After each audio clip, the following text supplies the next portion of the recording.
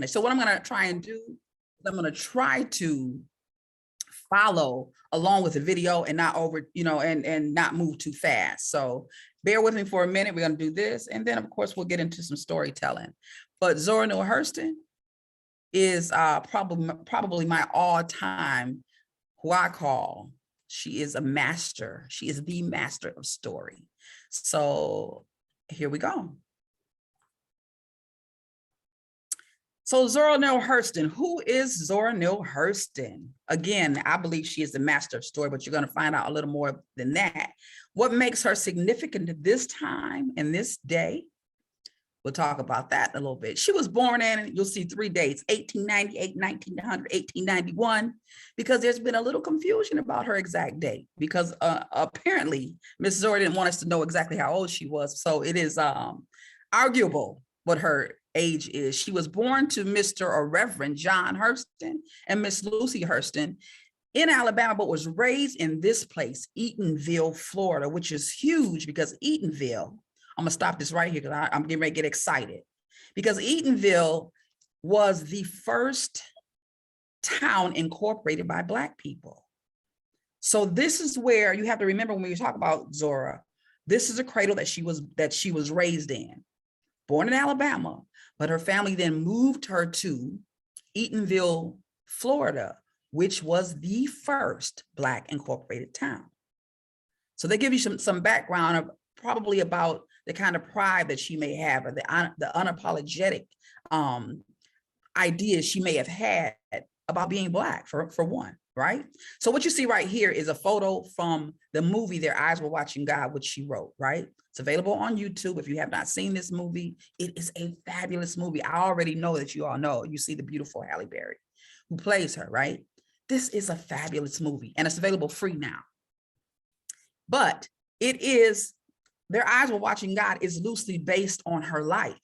So when we talk about the Reverend John Hurston and his wife, you can about imagine this is about what they look like when they move into Eatonville and become not only one of the biggest, he's not only one of the biggest reverends around, but he becomes a mayor of Eatonville, right? So that kind of gives that, Halle, and I can't think of the other guy's name, but they kind of give us an idea of what they might look like.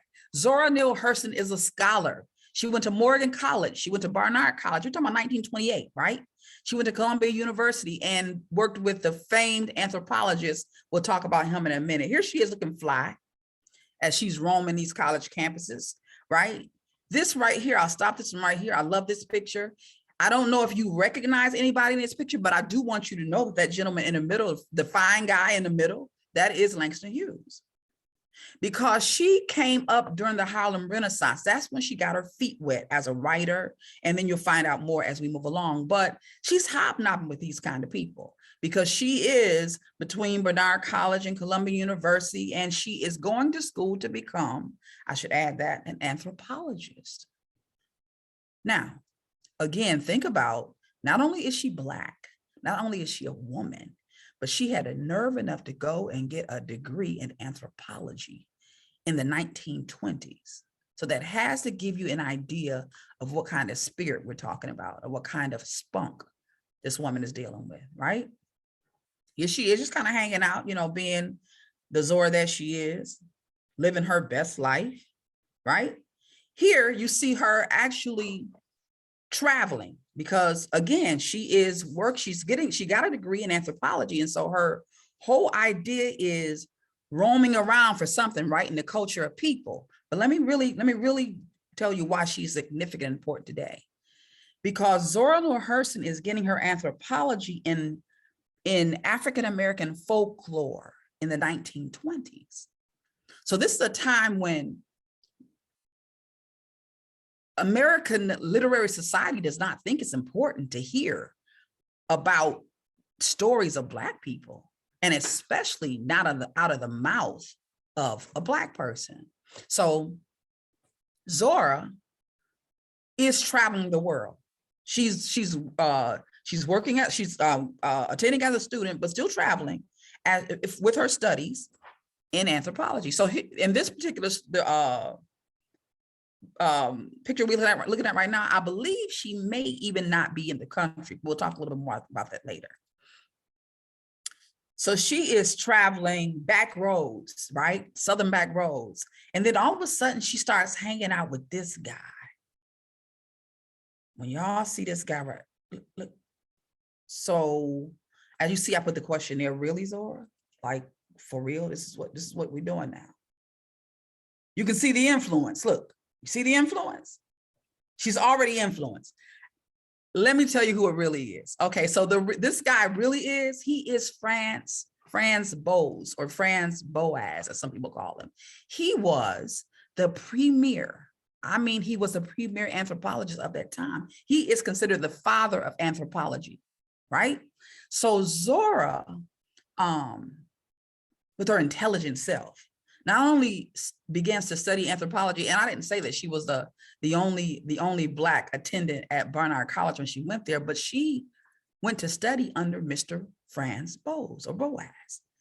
That was huge. That was absolutely huge. And he was doing some major work that had to do with and I don't know if you actually read that card, but it had to do with his, let's go right there. If we were to select the most intelligent, imaginative, energetic, and emotionally stable third of mankind, all races would be present. He was not suffering with the prejudices that was so popular, such the sentiment in the US at the time. So when she found him, she found the right guy. And here she is actually in Haiti, because once she got with him, oh, she's really doing her thing now.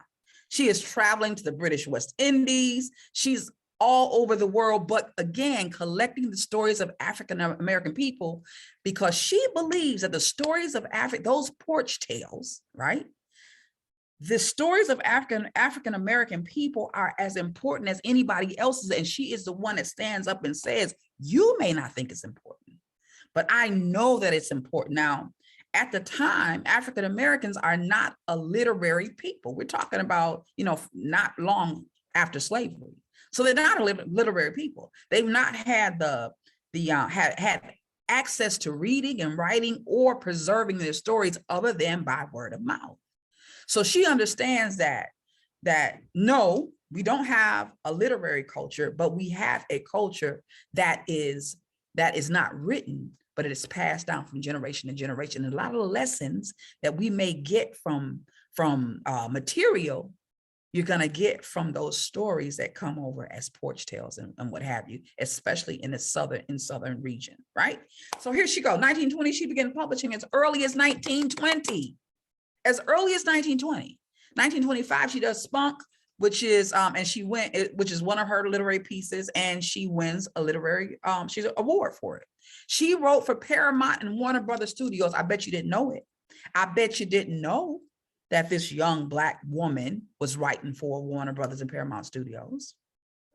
You know now.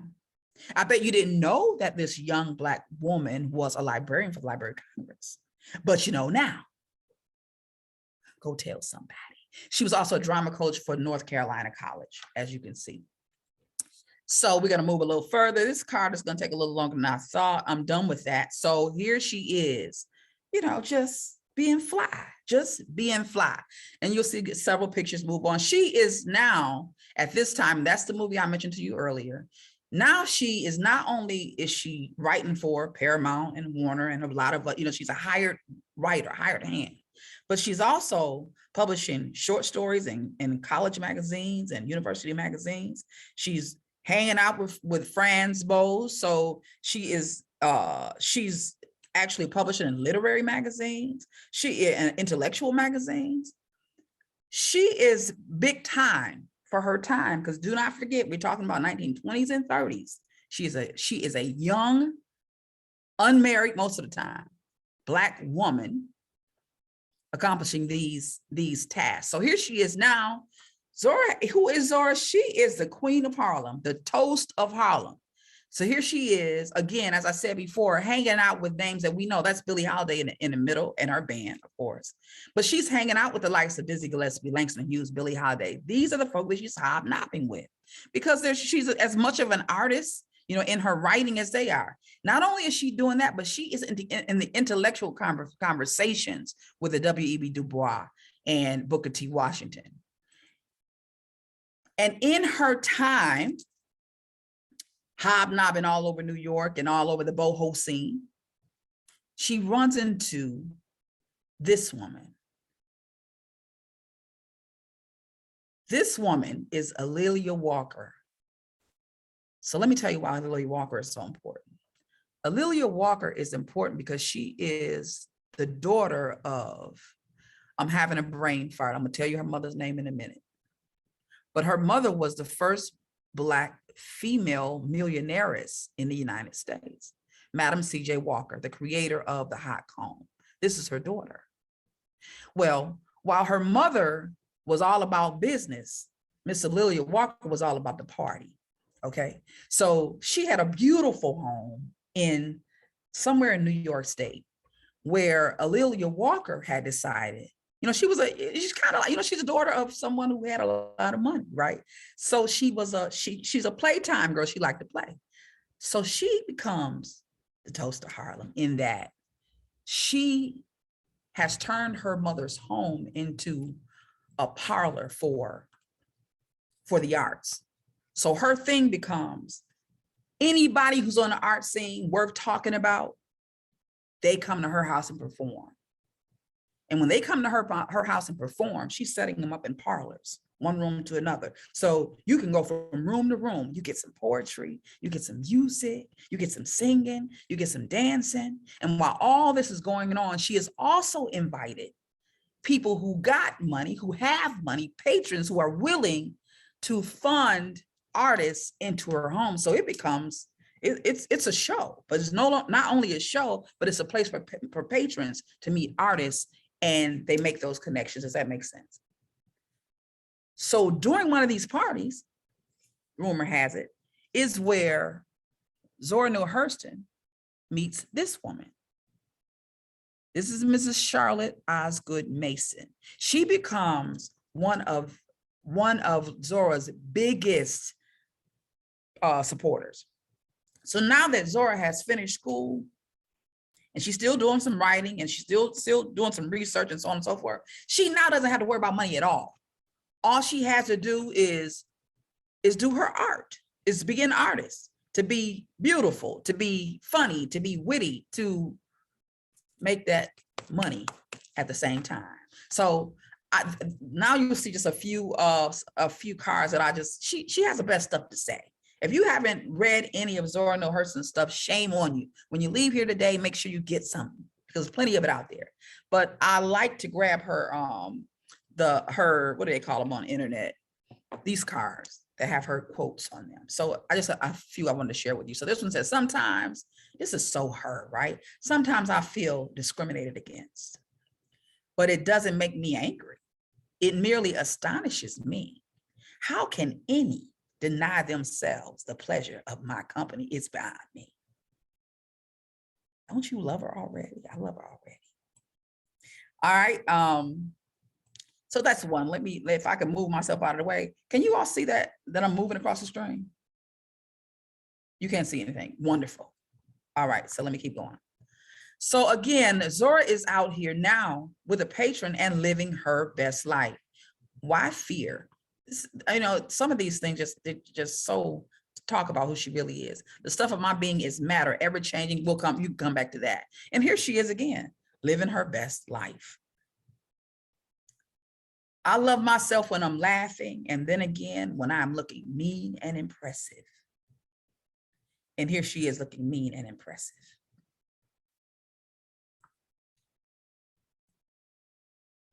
So why? Okay, who is Zora Neale Hurston? She is a loner. It's the other thing. When Zora is not in the presence of people, Zora spends a lot of her time alone. So as you can see now, she's getting older. And in this house, believe it or not, now let's move up some. We're gonna move up some years. So we're going into the 1950s and 60s. She's getting much older.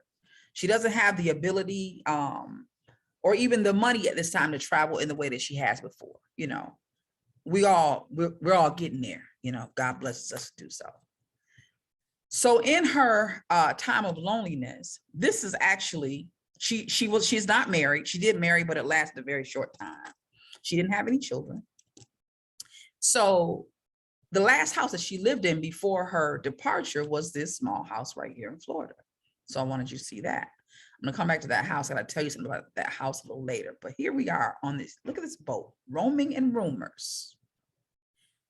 What's interesting about this boat is that Zora spent a lot of her time on this boat, on a boat similar to this. This is not her boat, but it looked very close to this one. I couldn't find it when it was time for the presentation. But she spent a lot of her time for months on end. The information says that Zora would get on her houseboat and go out for months at a time before she returned. Months at a time. It is also said, there are several rumors that Zora had a young guy that often went with her on this boat. I just mind my business. I suggest you do the same. But if that was the case, I would imagine that might be why she go out for months at a time before she came home. That's not my business. But I want you to know that, I mean, you can imagine somebody who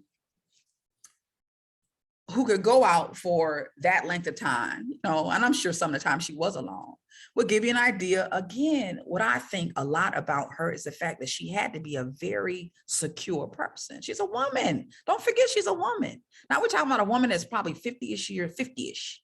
And this woman takes out on a boat, a houseboat, and leaves for months at a time. So she is not only, I mean, it's just another level and another indication of how she was going to be the master of her own destiny. Y'all gonna make me cry. Okay. So I know you already saw the first slide. I mean, the next slide. I really didn't want you to see it, but I know you did. I don't want you to see that soon. But in her time alone, like I said, she's getting older. She's not working like she used to. Of course, eventually we all get here. And this is read from the actual clipping from one of the papers that announced her death. Now, this is interesting. Listen to this. Fort Pierce, Florida, February 4th, Zora Neale Hurston, author, died in obscurity and poverty on January 28th. It was reported today. Now, mind you, we're talking after the fact. She died on January 28th. They didn't put it out to February 4th. It was reported today. Her age was 57. She was working on a book entitled The Life of Herod the Great when she suffered a stroke almost a year ago. She died in Fort Pierce Memorial Hospital. Now, Fort Pierce Memorial Hospital was actually a home for, it was a welfare home. So when she finally did transition, she transitioned alone, and she transitioned in a welfare home because she had become sick and was ill and couldn't take care of herself. And as I said to you before, she was not married, at least not at that time, and she didn't have any children. So this house, back to this house again, this was the last house that she lived in. So I read a story a long time ago. I tried to find it for this presentation. I couldn't, but I'm gonna share what I remember with you. Once Miss Zora died in the hospital, unfortunately, this house was to be burned, right?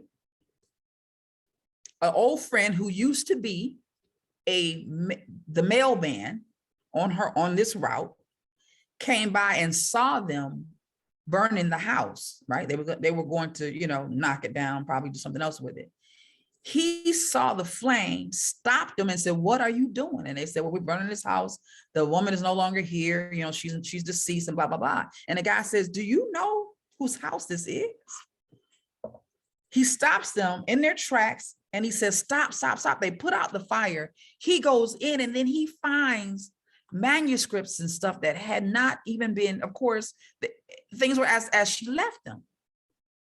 So because this man who used to be the mailman happened by there at the time that he did, some of the stuff that we're reading today came out of that fire, and we now see them in novels and collections and so on and so forth. Isn't that interesting? I thought that was really, really, well, talk about great timing, right? Which again makes me think of how powerful this woman was. She was no longer on this earth, but something called that man to that house that day. He's not working anymore, but he just happens to come by and see the house aflame. This is one of the pictures that was saved from that house. And this is reported as maybe the last picture that was ever taken of her. So I want you to get a good look at the picture. I'm not sure who the people are she's talking to, but let me go. I want you to see one more thing, especially ladies are paying attention. I said, Now she died at 57, but I thought this was interesting. This is one of the last pictures it said that was taken of her. But look at, I don't know what you noticed about this picture, but I'm gonna tell you what I noticed about her. I said, oh, Miss Zora's still fine. Look at her little waist and stuff. I said, she's still fine. Okay. Don't hurt him. Look at her. Okay.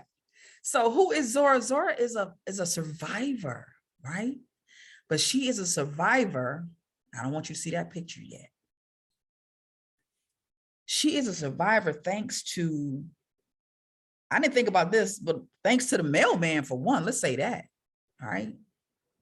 And special thanks to this woman right here. Now, I don't know if you all know who this is. I'm sure many of you do, but this is Miss Alice Walker. So let me tell you what happened with Alice Walker. Alice Walker was doing some literary research, working on her, I believe it might have been a PhD, and stumbled upon lots of information about Zora Neale Hurston. Before that happened in 1972, I think it was, we really didn't know who Zora Neale Hurston was, because most of her novels and essays and so on and so forth just kind of gone by the wayside. But Alice Walker, in her brilliance, started digging around and digging around and digging around. She found lots of manuscripts and information about her and said, what this stuff need to be published again. We need to publish this again. And then she went running and she said, where is her grave? I had to visit her grave. She wanted to visit the grave, and guess what? There was no grave. She had been buried in Florida in an unmarked grave. Tragedy. That is a tragedy. And Alice Walker said, absolutely not. She started collecting money, and what you see before us now is Zora's tomb, but it was put there by Alice Walker. Isn't that something? So this is her grave today. Now, let me stop that right now. Who is Zora? Okay, so who is Zora? Zora is the mistress of story. That's what I call her, right? Who is so magical that she is still speaking from her resting place. You can drink to that. I'm drinking to it.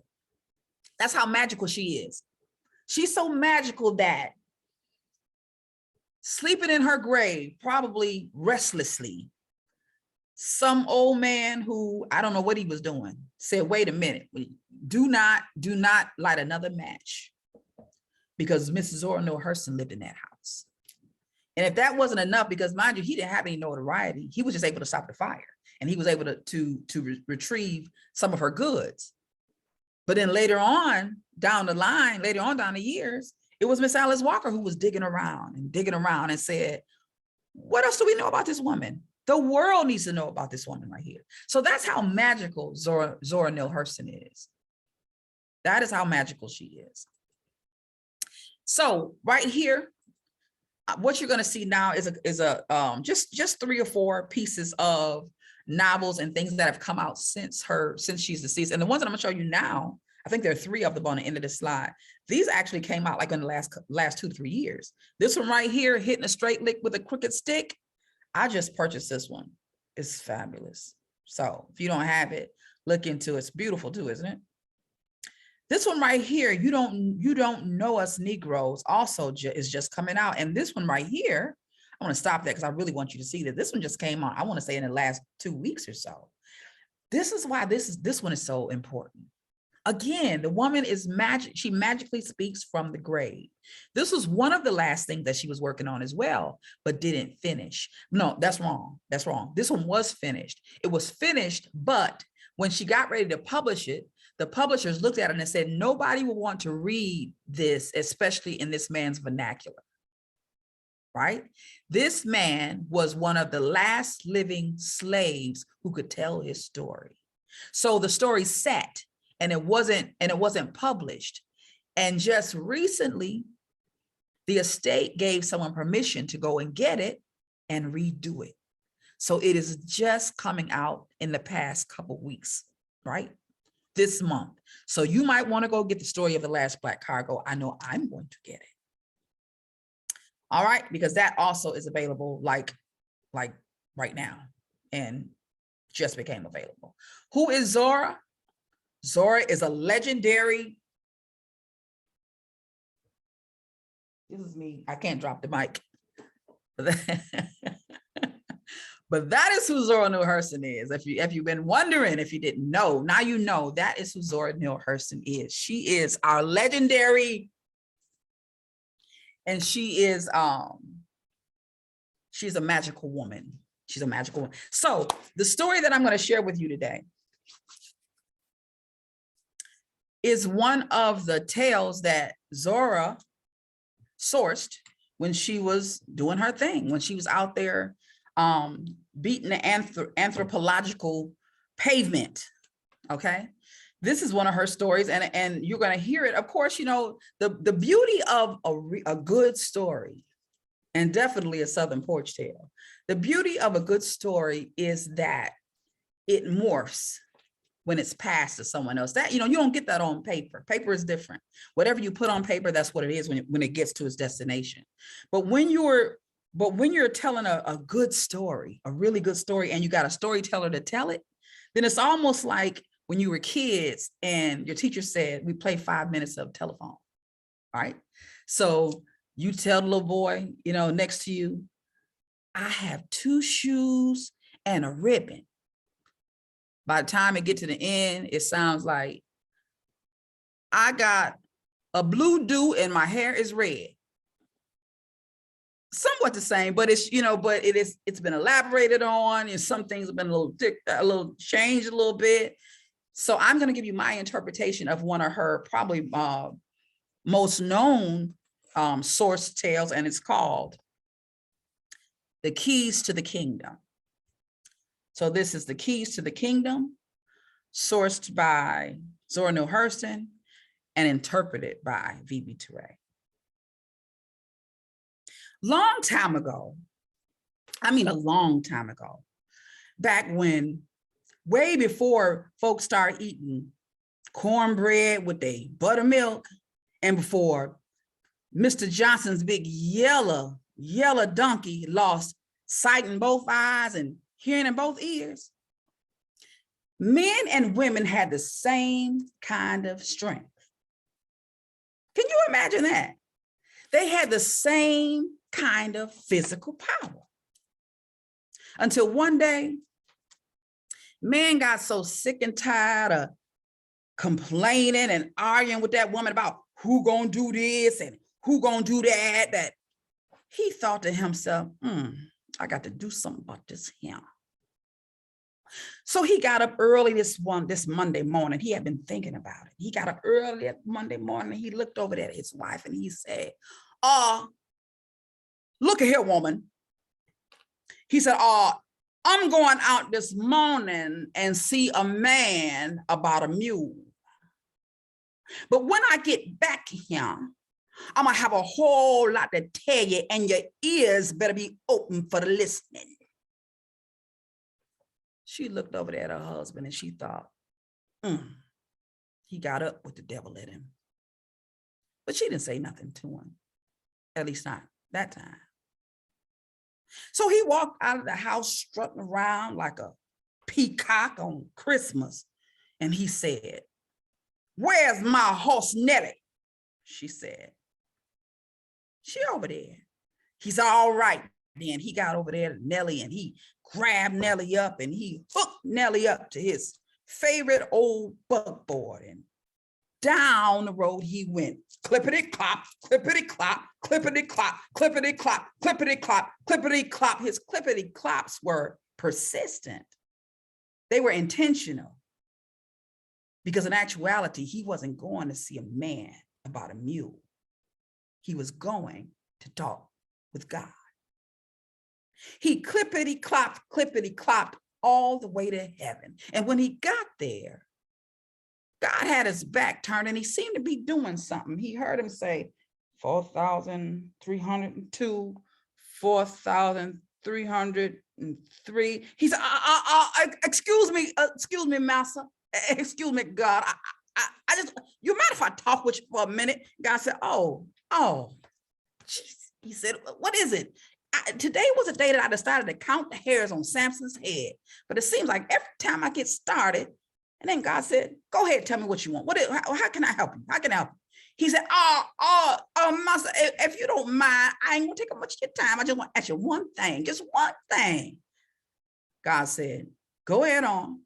He said, well, before I say anything, God, I want to say this to you. I sure do thank you for that woman you give me. Yes, indeed. I thank you for that woman you give me because she is exactly what you said she was going to be, a helpmeet. She is a helpmeet and she is meeting my help.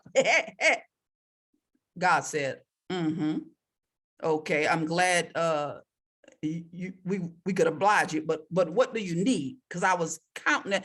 Okay, God, I just want to ask you. Yeah, I just want to ask you one thing, if you don't mind. God said, any day now. He said, God, do you mind if could I possibly have the power over the woman? God turned and he said, wait a minute, Lord, good, kind master, before you say anything, I just was going to ask you, let you know that I don't even mind doing the heavy lifting. I could do all the heavy lifting. I don't mind. I just want to know if you could just give me the opportunity to boss the job. God said, okay, let me understand. So you don't mind doing the heavy lifting. You just want to, yeah, absolutely. I don't mind doing the heavy lifting. I don't mind. I just want to be able to boss the job. And God said, well, okay, I guess so. I mean, I can't see how that could hurt anything. Boss the job. Power. All power is yours. Now, is there anything else I can do for you? He says, no. So that's all I wanted. That's all I wanted. He said, okay, because I know you was counting. He said, I was counting. And God turned his back and God said, 4, 3, 2, 1, 2. And as he began to count, man turned quickly and out the door he ran. Oh, he was happy. He was happy. He got back on that horse and he clippity clop all the way home. He was so glad to get there. When he got to that house, he came in with his chest stuck out. He said, listen here, woman. He said, things are going to change around here. There's a new sheriff in town. You hear what I say? There's a new sheriff in town. So when you hear me say jump, you better say how high. When I say jump, she said, how high? He said, exactly. Well, that lasted about 3 days before she said, something got to be done about this. So she thought about it. What could she possibly do? And it came to her. She got up that next morning and she said, honey, if you don't mind, she said, on account that it's baptism Sunday coming, I was thinking about going to see the seamstress about some cloth. You don't mind, do you? He said, no, I don't mind if you go on there, but I tell you one thing. He said, you go out there, you get that cloth and you get back in here, you get back there quick. There's plenty of work to be done around this house. I said, plenty of work to be done. She said, I'll be back directly. He said, exactly.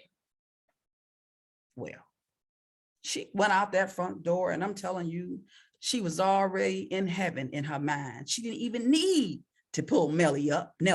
She got to running and she ran up that road same way he went. She ran so fast, she ran so hard. When she got to God, she said, excuse me, the master, there's something I want to talk to you about. The Lord said, 3. Oh, how can I help you? She said, God, master, if you don't mind, I just want to ask you one thing. I ain't got much to ask you, just one thing. He said, what is it that you need? She said, well, first, before I do anything, God, I just want to thank you for that man you gave me. He is a blessing to me. He is my Boaz. Thank you, Lord, for sending me that man. He said, glad that we could oblige. What can I do for you? She said, well, I just got one thing to ask you, God. Why'd you get a man all the power? He said, because he asked me. She said, Lord, is there any way possible maybe you can give me like part of the power? Maybe you give me 50% and you give him 50%. God said, no, now. I can't do that. He said, once I give something away, I don't generally take it back. I can't do that. Now, if you wanted 50% of the power, he said, you should have come by me earlier and then I'd have given it to you 50-50. But I can't turn and redo it now. I'm not going to be able to do that. She said, oh, yes, sir. She turned around and she walked out the pearly gates. And I'm telling you, she was mad.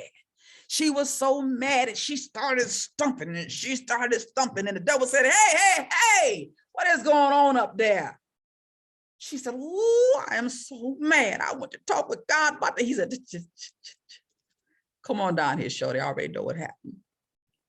He said, come on, sit down. Let me tell you what happened. She sat down and he said, so you're asking for power? She said, yes, because my husband, he said, oh, don't tell me. I already know. He said, don't worry about power. I'm going to tell you what you ought to do.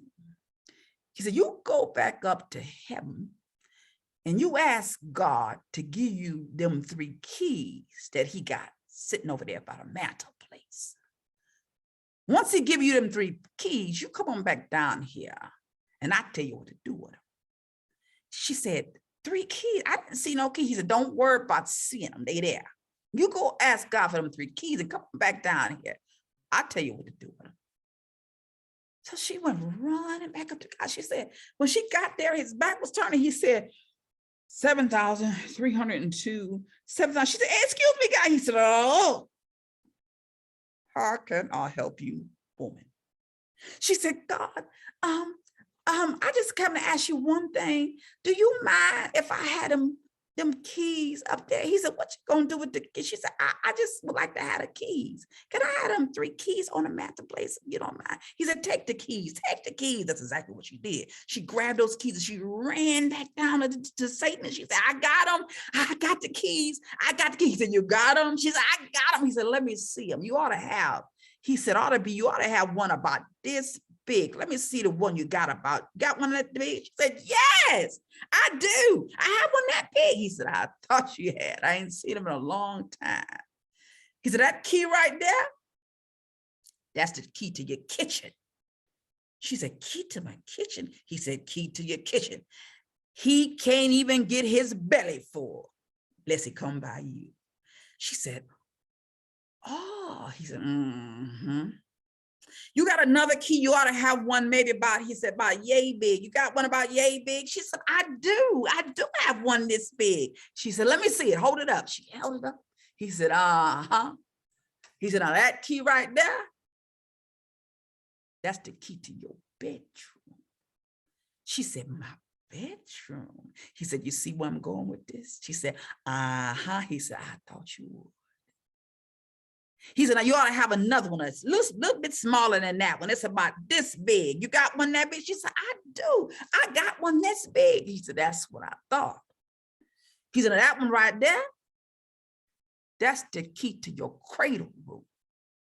He don't even know who his generations is unless you tell him. She said, oh. He said, yeah, you see where I'm going with this? She said, I do. He said, I know you do. He said, you take them 3 keys back up home with you. He said, when you get there, don't go in there making a bunch of noise, telling everybody, yeah, I got keys. Just keep your mouth closed and lock up everything. She said, oh. He said, and I guarantee you, you won't have no more problem about power around your house. She said, thank you, sir. She turned around and she did not run home. She did not skip. She sashayed all the way home. And when she made it home, she thought of what I do with myself today. She went and got her a nice, tall, cold glass of lemonade. She pulled a stool down out from the living room, put the stool on her front porch and cocked up her feet and began to drink.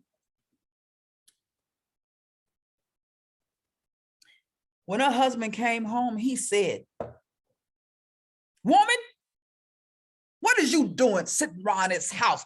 Your feet cocked up like Queen Anne, all the work need to be done around here. All the work need to be done in the house. He said, what is you doing out here? She said, I'm just relaxing. Relaxing? Oh, the box your ears, he said. He said, I bet you one thing, when I get back in that house, when I get back in that house, I better have my food. I know that my dinner better be ready. And he marched inside the house. She just got up and sauntered behind him.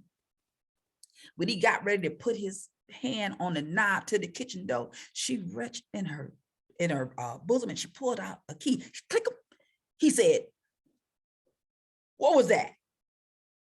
She said, a key. He said, where you get that from?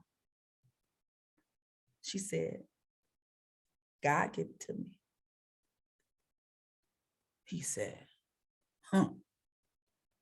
well, I ain't fretting about no food, no way. He said, I done been around here sitting with the boys. I've been eating peanuts and drinking Pepsi all afternoon. I don't need no food, no way. I'm going to bed. And when he reached to grab the door handle, she reached in there. She said, click. He said, what was that? She said, a key. He said, where you get that from? God gave it to me. He said, God gave you another key? Yes, sir. He said, well, I don't want your kind of food neither. Yeah, I don't want your kind of food neither. He said, matter of fact, what I'm gonna do is go in here and see maturing, because you don't act right no way. I'm going in here to see maturing. And when he reached for the doorknob, she said, click. He said,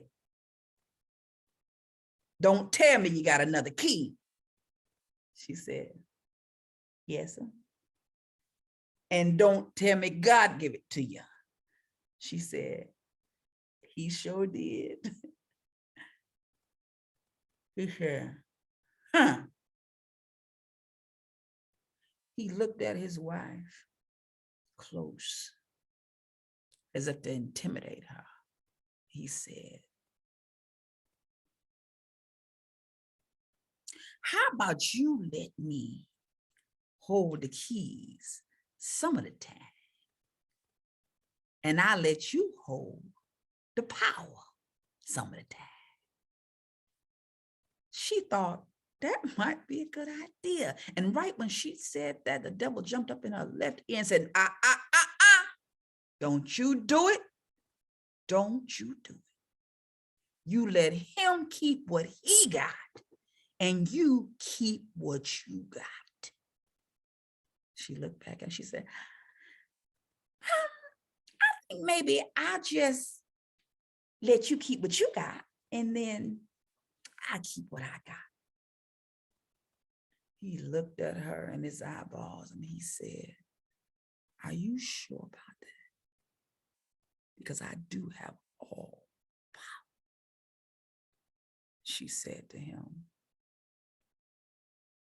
you might have all the power, but baby, I got all the keys. The end.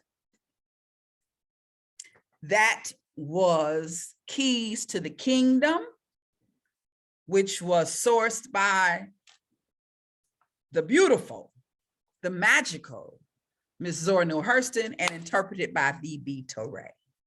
So hopefully you all enjoyed the story. I think that we are open for a few minutes for a few questions or a little bit of discussion. So I am here for at least another five minutes or so. Let me know if you have questions. I hope that you all enjoyed that. I'm just gonna just kind of talk a little while we're doing it, but I hope that you all really enjoy that. And I'm telling you, if you don't know, if you have not known about Zora Neale Hurston and you found out today, I'd like to know that. Let me know that. If you're hearing about it for the first time, somebody says she loved it. Good. I'm glad, because I love it too. I will share this story with you real quick while we're waiting for the next 5 minutes or so. Somebody asked me, I think I might have shared this with Belinda too, but somebody asked me, how did you get into storytelling, right? And I had to think about it because I've been doing it a long time. And I thought, I don't even know. But then it dawned on me how I got into storytelling. I got into storytelling. Okay, so Mari says she's hearing about Zora for the first time. So you guys, so listen, your Friday night movie, girl, it should be Their Eyes Were Watching God, and it's on YouTube for free. So that's for all of you. That is, I mean, it's a fabulous love story. And it's not only that a fabulous love story, but again, it's loosely based on her life. So this woman, the protagonist in this story, she is every woman. You understand? She is every woman. So listen, I would love to even discuss it with y'all afterwards. So get at me somewhere so we can talk about it, what you thought about it once you saw it. But how I got into storytelling was, I'm a teacher by profession. I've been out of the classroom for about 20 years. Well, no, I'm sorry. No, I've been out of the classroom for about 6 or 7 years. And so what was funny was I remembered where I got into storytelling. When I was teaching, I always taught 9 through 12 alternative students. So we're talking about, the kids that think they're grown, right? They already think they're grown, even though they're not. They're still living at home. You can't tell them that, if you ride the big yellow, you are still not grown. They don't get that. So they're in my classroom acting like they're grown. But for me, I love for people to read to me. I always have. I love that. So Audible is my best friend. So when they were too noisy or too busy or their energy was too high, I would tell them, sit down, turn the lights out. What? Sit down, turn the lights off. Well, for what? Turn the lights off, put your head down, because I'm about to read to you. You're going to read to us. Oh my God, Mrs. Ray, you are not going. Yes, I am. Sit down, turn the lights off. I'm going to read you a story. And then I would start reciting the stories that I read in the Zora Neale Hurston books, right? Because there's a bunch of them. I only showed you 2 or 3 that are recent. There's a bunch of them, because once they start redoing those books, they started repackaging them. They're probably a total about 15, 20. You need to get them. But the short stories, the porch tales, in the vernacular, I would sit there and make them listen to them, right? It would calm their nerves. They would complain when I first did it and then thank me every time it was done and say, when are you going to do that again? Then when I do it again, they complain in the beginning. They say, oh, that was a good story, Mr. Ray. You got another one? So I think that's where I started really just kind of storytelling, because I loved her stories so much. They were so rich and timeless, because even though we don't use that type of vernacular in particular, I've gone places where it's real close, it's real close, and the lessons don't change. Do I have a favorite story to tell? That probably is my favorite story to tell. That probably is my favorite story to tell. I do love that story. So that is how I don't know if any of you have been into storytelling, or whether you frequent storytelling events or not. But if you haven't, it's a great way to unwind. It's a great way to disappear. You know what I mean? So, and if you have not considered, I don't work for audible.com, but I should. They should let me work for them. Y'all know anybody at Audible, tell them to send me a line. They got me at hello. If you don't have an Audible account, that's a great way to unwind too. It's a really, to just kind of to release some tension. I get the novels. I listen to novels. I listen to some, I don't listen to a lot of poetry there, but I listen to stories, novels, short stories on Audible. That is a great way to bring, to bring yourself down after a full day or something like that. I mean, a wonderful way. So if you all enjoyed the story, share it with somebody. Me too, Ray. I absolutely love it. I got into that when I started having children. You start losing time. You don't have time to do a lot of things. And I love to read.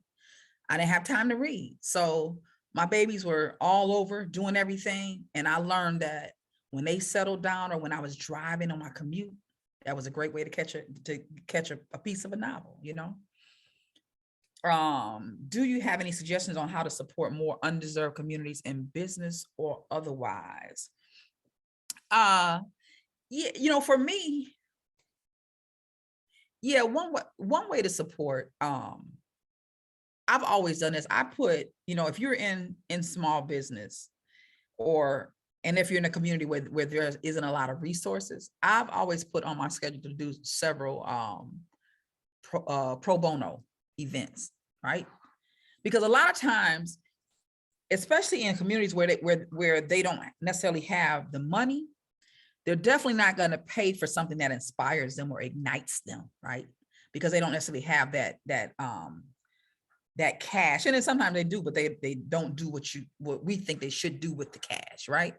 So sometimes when you go in and you make it a regular thing, kind of showing up with something they've not seen before, that really, you just never know what storyteller is sitting in the, in the audience, or you never know what little entrepreneur will be ignited by what you say or what they see you do. So I think one of the best ways to support them is just kind of show up. And I'm not saying all free, because sometimes we don't always respect free either.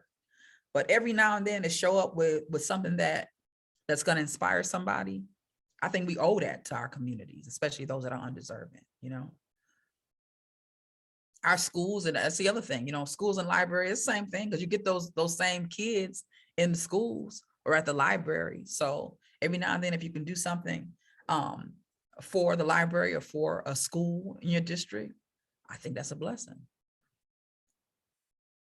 Thank you for coming. I appreciate it. I'm listening to the Devil in the Grove. Who is that by?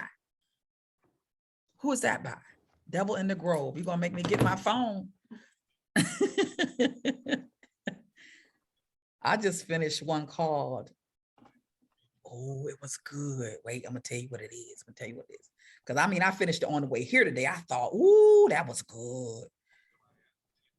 How the One-Armed Sister Sweeps Her House by Cherie Jones.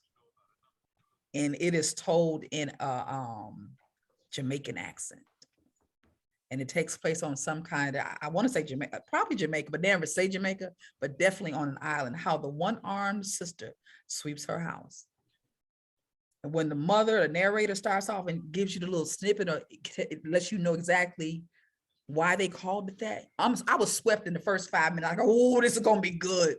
How the One-Armed Sister Sweeps Her House. Cherie Jones. That's a good one. So VB, we want to thank you. This has been so enjoyable for us. And again, I mentioned earlier that this is our second storytelling event. I think we're liking them. And I think, we are certainly going to investigate others. Again, we had one last month for Black History Month. And of course, you are helping us support Women's History Month. And this has been just wonderful. We thank you. And I want to make sure that folks support you and your events. So please don't forget the Evolutionary She, the Black Dollar Power Market, the annual Tourey Kwanzaa celebration, and the Yaktown Poets Review. We want to thank you again, Great Lakes Women's Business Center and Seed Lending. Thank you for your time this afternoon. VB Tourey, we thank you so much. Have a good afternoon, everyone.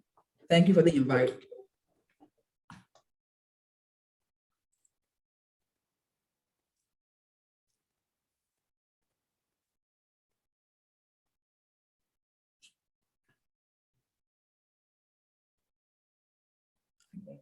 Oh,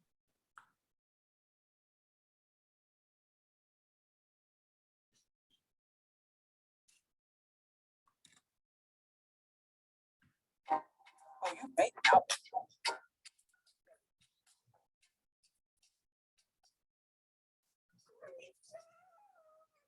Great job. That was wonderful. I'm glad you know. That was wonderful. It was wonderful. Yeah, I am listening to Double in the Grove. It's about Thurgood Marshall. Oh, okay.